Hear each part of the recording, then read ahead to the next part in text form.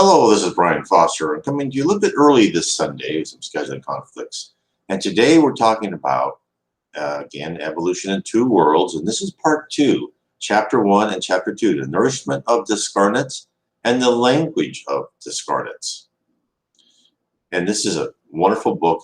It was psychographed by Chico, Xavier and Waldo Veira, given to him by the spirit Andre Louise, and actually other spirits too kind of help Andre Louise, giving us all the information between the spirit world and the physical world and how discarnates and incarnates kind of evolve, because we're all one.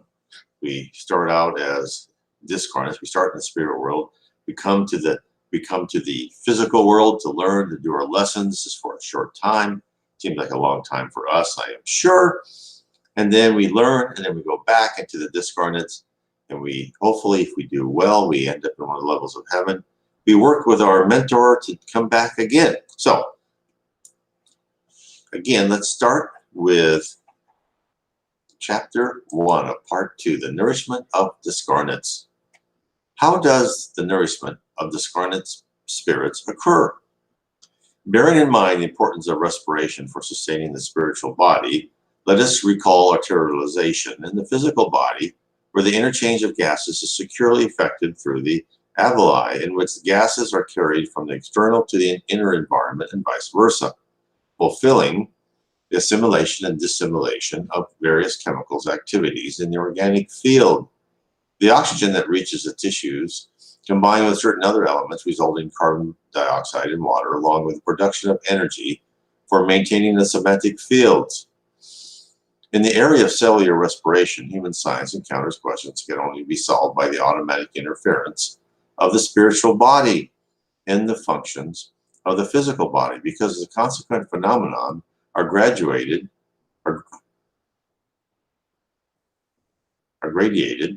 into so many different phases that physiologists with no concept of spirit will always approach them with the perplexity of the insoluble. We know that the subsistence of the physical body requires the continuous exchange of substances with an incessant transformation of energy. Substances and energy are combined to furnish the physical body with the necessary resources to grow or repair its continuous wear and tear, producing the vigor necessary for life, as well as the regulatory resources for metabolism.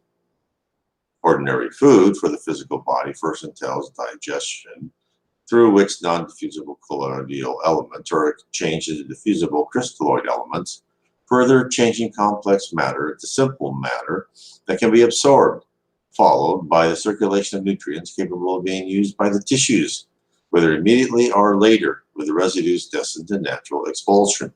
As he's talking all about the physical bodies, first he's showing you with the incarnates, and then he's going to juxtapose this with the discarnates. Earthly science is fully aware that metabolism tends towards constant stability, so much so that the expenditure of oxygen and the fasting glucose level display almost no difference from one day to the next. This is because when its own functions are in harmony, the spiritual body, commanding the physical body, spontaneously corrects all the accidental imbalances in the metabolic processes, sorry about that, presiding over the reactions of the common nutrition field. Thus, we know that, from the physical point of view, human beings are nourished much more through respiration, while the intake of food is only a supplementary resource, a pliable and energetic supply for the calories necessary for the body and for the distribution of units of energy to the various organic departments. And we have been set up in this way. So we always have to work. In the spirit world, we're etheric, right? We're less dense. We need less nourishment, all that. But we need a lot more nourishment. Since we live in this dense world with heavy, with a heavy atmosphere on top of us, just to walk and live just normally, not actually work anything, just to walk from room to room, it's a lot of energy we have to expend in order for our bodies to keep going. I think one of the reasons that is keeps us working, right? We can't be too lazy. They don't want us lazy. in this world. Yet the psychosoma is strongly attached to physical sensations.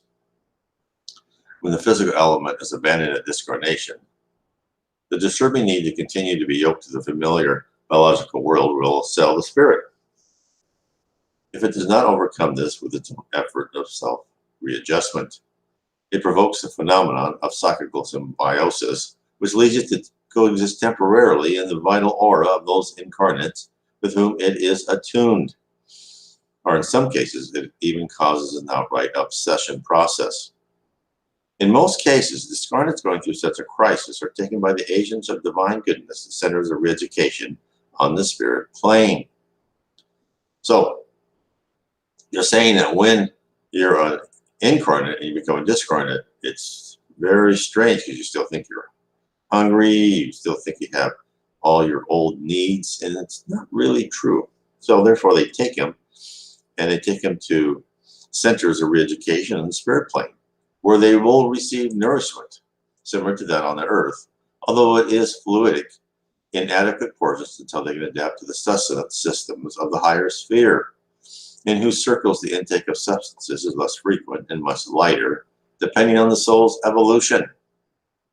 Through cutaneous absorption, the spiritual body, due to its extreme porosity, nourishes itself with subtle products or chemical electrical magnetic synthesis originating from the reservoir of nature and the exchange of vitalizing and restorative rays from the love with which brings sustain, in which beings sustain one another.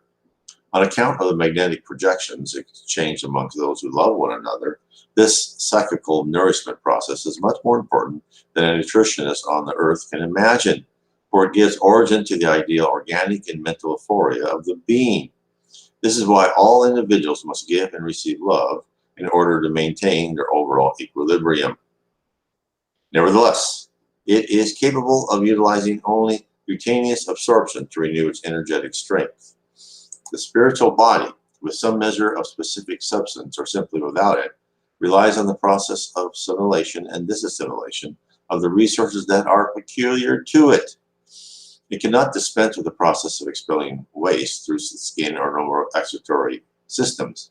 One must understand, however, that through the harmonious balance of nutrition processes and the etherealization of the absorbed elements, the psychosomatic vehicle is free of certain excesses or inconvenience involved in the normal elimination of solids and liquids. So, when people go into the lower zones, they want to eat, and they will also have to evacuate waste in kind of a normal manner. But as you go higher and higher, and you mostly just drink liquids or you absorb light or water, you don't really need excuse me, you don't really need to get rid of waste that way. It actually kind of just goes through your body, and you don't even have to go to the restroom any longer once you reach that level. The language of discarnates. What characterizes the language among spirits? Inarguably, the language of the spirits is, above all, the image is excuse me, the image it exteriorizes from itself. The same happens on the physical plane whenever someone, adjusting to the form that will yield the best management of time and influence, knows how to express him or herself with fewer words to define the breadth of his or her plans and sentiments. There are realms of profound excuse me, sublimation in the spirit world. Excuse me.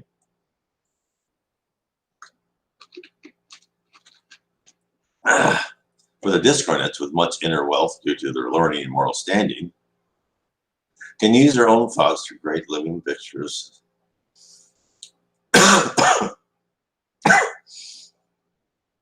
that convey their message or teaching either silently or concisely in open mental circuits of art and beauty. In the same way, many unhappy intelligences trained in the science of thought can form afflictive projections and closed and obsessive mental circuits over minds they control magnetically. According to the same principle, in many cases where discarnate spirits control mediumistic individuals attuned to them, they exert their influence over them by using positive images with which they envelop them during trance and compel them to communicate their concepts. Under these circumstances, the message is expressed through a system of thought in which mediums, while in encephalic cortex and anesthetized by the magnetic action of the communicating spirit, receives ideograms and transmit them in their own words. However, even though we realize that images are at the base of all interchanges between incarnate or discarnate, we must acknowledge the fact that in the realm of the nations, spoken language is still of fundamental importance in the regions to which ordinary people are taken immediately after disengagement from the physical body. Now,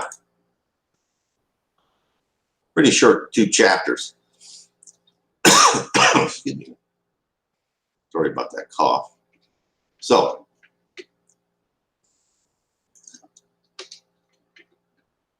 what we're saying is when they communicate, they can send messages.